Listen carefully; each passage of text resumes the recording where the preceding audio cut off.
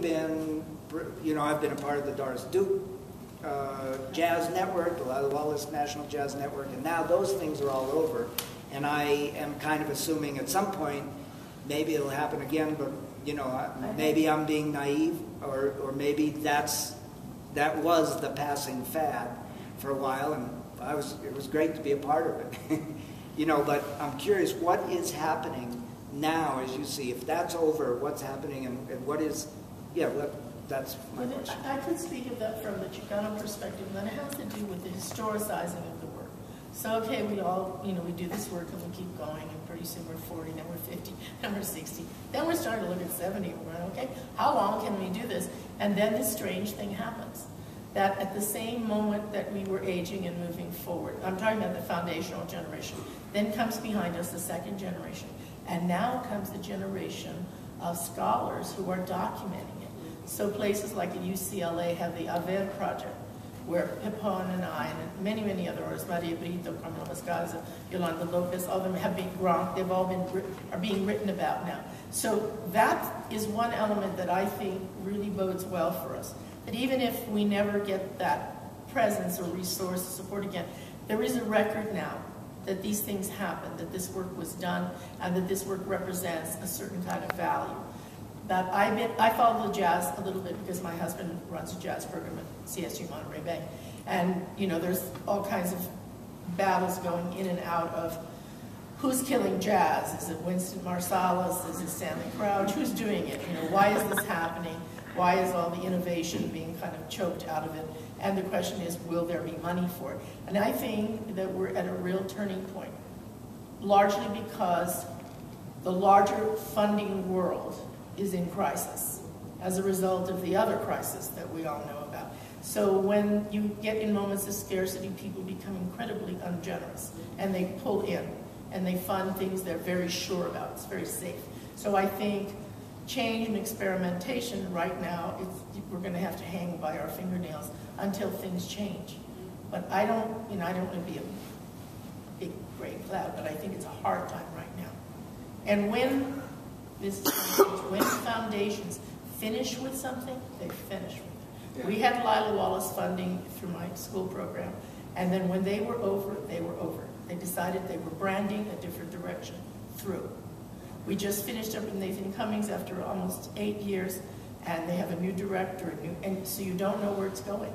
So that's the funding. The other part is the making of it, the culture and the community. That, I think, goes on as long as we go on. I don't think that, I can't say that there's one thing going on, there's multiple things going on, and I think that the center, it's somehow been centralized, and there's a lot of really interesting stuff happening on the periphery that are somehow brewing. What are some of those things?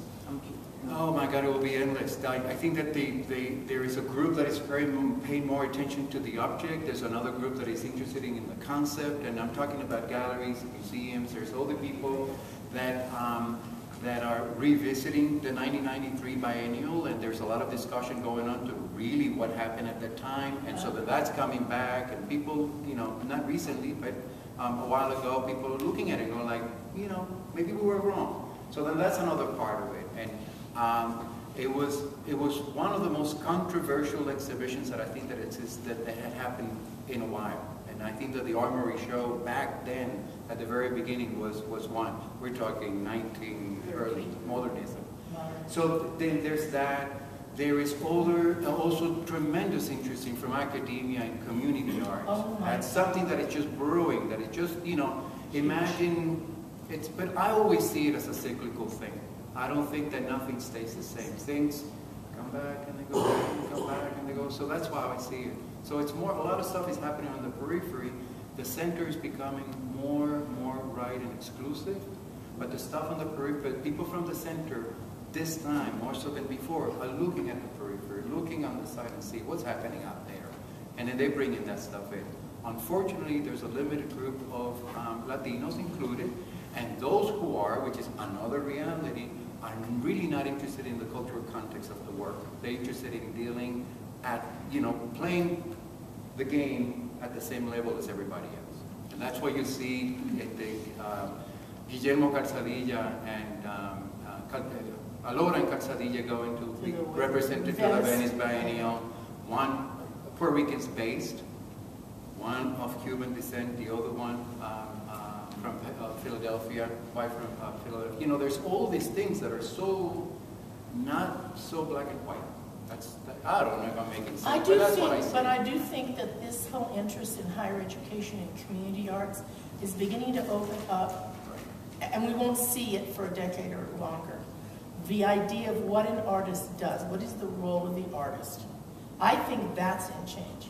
And I think as a result of this, when we started our program, there were maybe 3 other schools, then there were 8, and we did another consortium. Now there's up to 50 or more big schools doing strands on community arts. You know, the premise that art is inherently a social practice, and that the engagement with society, with community, is part of the nourishment of art and art making, and the role of the artist is not simply to remain in the studio, get a gallery, and get to the museum. That there are spaces in between in which the artist transforms the place they live in, and that they're a part of their own time, and their work is a part of that time. I see that changing now. We're heading in March to the 3rd convening of our Community Arts Research Group, and I see for the first time tremendous interest in, I'm here partially also to visit with a group at Little Globe, who we funded for a writing project that involves a number of other artists. So I think, you know, it's a time of change, and so we can't say it's over, multiculturalism is dead, you know, experimental arts. I think it's going to come back around, and that we're actually making the building blocks now for younger people to come into the world of art making and culture with a much wider and nourishing view for themselves. So, should we leave? I have a plane to catch.